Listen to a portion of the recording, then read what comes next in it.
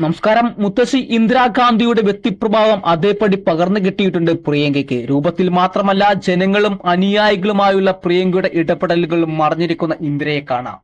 എതിർ പാർട്ടിയുടെ അനുയായികളെ പോലും ആശ്ചര്യപ്പെടുത്തുന്ന ലാളിത്യത്തിന്റെ ഉടമ. ചിരിമായാത്ത മുഖമാണ് പ്രിയങ്കയുടെ റോഡ് ഷോകളിൽ പങ്കെടുക്കുക.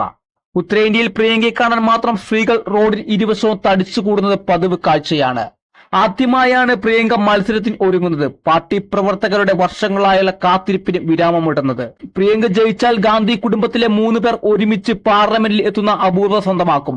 1990കളുടെ അവസാനം മുതൽ അമ്മ സോണിയാഗാന്ധിക്കായി തിരഞ്ഞെടുപ്പ് പ്രചരണ വേദികളിൽ പ്രിയങ്ക സജീവമാണ്. 2004 സഹോദരൻ രാഹുൽ ഗാന്ധി സജീവ രാഷ്ട്രീയത്തിലേക്ക് ഇറങ്ങുമ്പോഴും പിന്തുണയുമായി ഓടി നടക്കാൻ പ്രിയങ്ക ഉണ്ടായിരുന്നു. 2019 പൊതു തെരഞ്ഞെടുപ്പിന് മുമ്പ് കിഴക്കൻ ഉത്തർപ്രദേശിലെ പ്രചരണ ചുമതല ഏറ്റെടുത്തത് പ്രിയങ്ക ഔദ്യോഗികമായി രാഷ്ട്രീയത്തിലേക്ക് ഇറങ്ങുന്നത്. പ്രിയങ്ക കഠിനമായി പരിശ്രമിച്ചിട്ടും BJPയുടെ കോട്ട തകർക്കാൻ കഴിഞ്ഞില്ല. എന്നിട്ടും പ്രിയങ്കയുടെ പ്രവർത്തനത്തിലെ പാർട്ടിയിൽ ഒരാൾ പോലും കുറ്റപ്പെടുത്തിയില്ല. 2019 ഇത്തവണയും പ്രിയങ്ക ഗാന്ധി പ്രധാനമന്ത്രി നരേന്ദ്രമോദിയുടെ എതിരാളി ആകുമെന്ന അഭ്യൂഹങ്ങൾ ഉയർന്നിരുന്നു. 2019 AICC ജനറൽ സെക്രട്ടറി ആയത് മുതൽ 52കാരിയായ പ്രിയങ്ക വിവിധ സംസ്ഥാനങ്ങളിൽ പ്രചരണങ്ങൾക്ക് മേൽനോട്ടം വഹിച്ചു.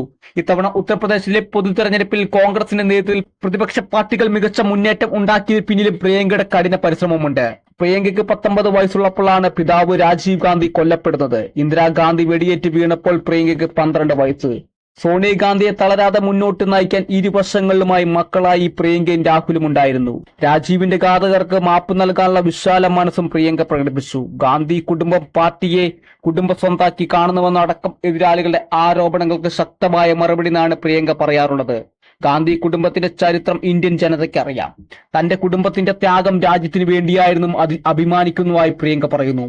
മുത്തശ്ശി രാജ്യത്തിന് വേണ്ടി ഏറ്റുവാങ്ങിയത് 33 ബുള്ളറ്റുകളാണെന്നും പിതാവ് രാജ്യത്തിന് വേണ്ടി ജീവൻ ബലിനർപ്പിച്ച ആളാണെന്നും പ്രിയങ്ക ദേശീയ മാധ്യമങ്ങളോട് പ്രതികരിച്ചു.